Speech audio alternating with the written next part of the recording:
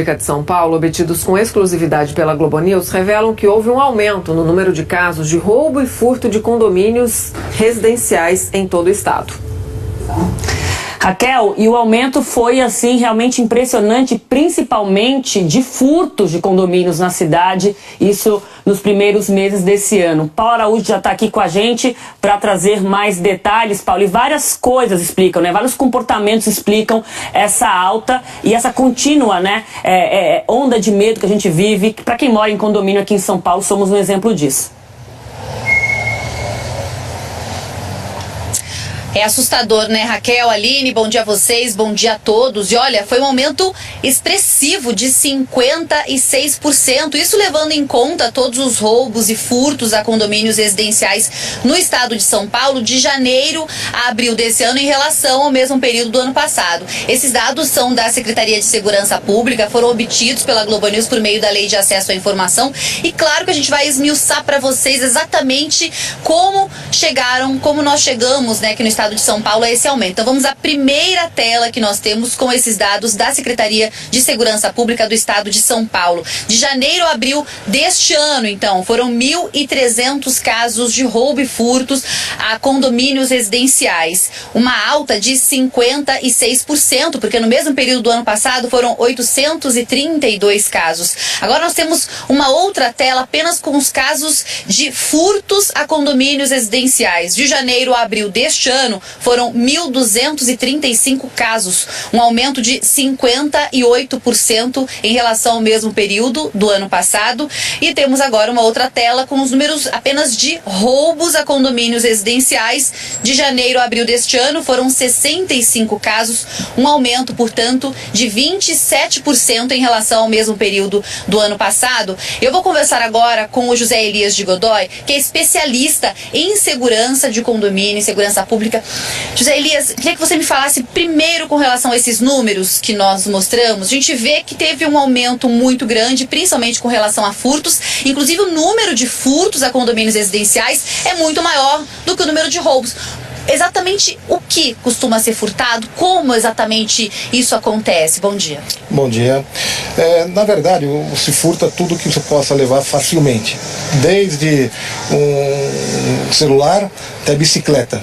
O que nós temos observado muito é a entrada no condomínio para furtos qualificados, mediante arrombamento, entra dentro do apartamento quando não tem ninguém, e aí o bandido, o ladrão, ele pega e coloca os pequenos objetos de valor, uma mochila, uma sacola, ou mesmo uma mala da própria vítima, e sai pela porta da frente. Entra pela porta da frente e sai pela porta da frente. Ou seja, quando o criminoso sabe que aquele apartamento está vazio, que não tem ninguém, conhece o horário, ou que a família viajou, que é um apartamento de temporada, isso é o mais perigoso. É isso que as pessoas devem principalmente evitar. Sim, na verdade não é um apartamento de temporada. A pessoa saiu para trabalhar, já deixou o apartamento vazio, o bandido vai no local, verifica se realmente não tem ninguém. Quando ele constata que não tem ninguém, ele arromba o apartamento e comete o delito internamente ali. Tem algum truque, por exemplo, alguma dica para você não deixar que saiba que o apartamento está sozinho, com relação a seu comportamento, ou deixar uma luz acesa? Então, o segredo é controle de acesso do prédio. Na entrada do condomínio, as pessoas que estão trabalhando, que na verdade são enganadas. 90% das invasões dos prédios se dá pela porta da frente, através de falha de procedimento.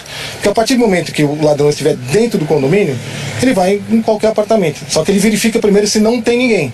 Porque se tiver alguém, ele tomar uma atitude, se transforma no roubo.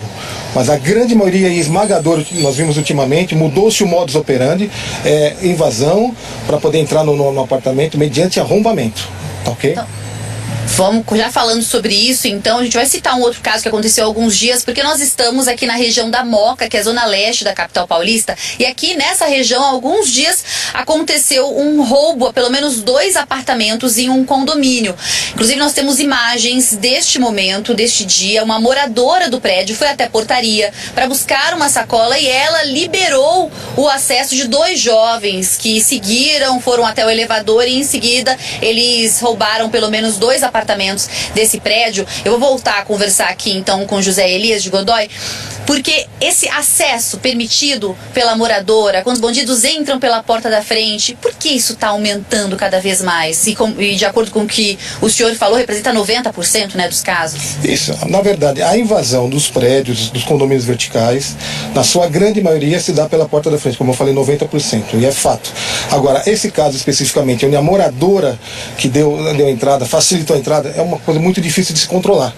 Porque houve a permissão de alguém para poder entrar no condomínio. Porque o grande segredo do controle de acesso é o porteiro, quem estiver trabalhando na frente do controlador de acesso, saber que ele não libera ninguém se não houver o quê? Uma autorização expressa por quem de direito. Normalmente é o morador, o zelador, o síndico. Ok? Agora, a partir do momento que a moradora desce e faz uma liberação, é complicadíssimo. Muitas vezes ela pode estar conivente com a situação pessoal da quadrilha dela, outras vezes está com dívida, com tráfico de droga, que nós temos observado bastante.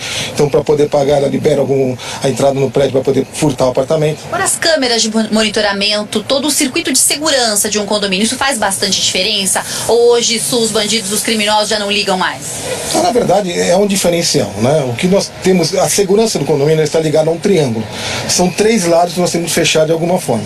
O primeiro lado é a segurança física, que envolve os equipamentos e barreiras, né? Portas duplas, cancelas, né?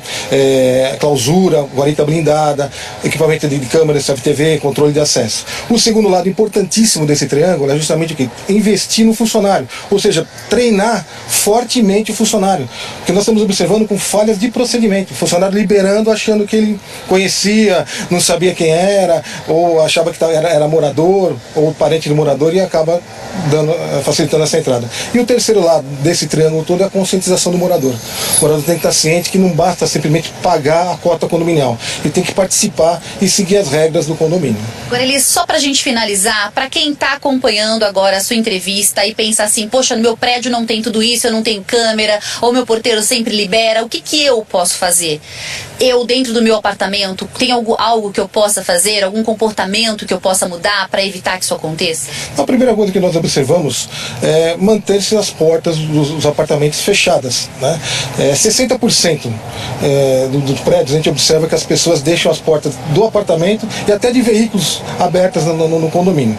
Outra situação importante, se ele quiser reforçar através de portas blindadas, equipamentos eletrônicos, mesmo câmeras ou alarme internamente, ligado ao sistema do celular, é interessantíssimo também, porque ele também controla o seu apartamento. Isso hoje não é mais falar, puxa, uma coisa difícil de acontecer. Hoje é muito comum. Então é a parte do morador, além de seguir as regras do condomínio. José Elias, muito obrigada, viu, por todas as dicas. Dicas muito importantes sempre, né? Raquel, Aline, afinal de contas, um aumento de 56% de janeiro a abril desse ano em relação ao ano passado, no número de furtos e roubos a condomínios residenciais aqui no estado de São Paulo. É um aumento muito expressivo e assustador.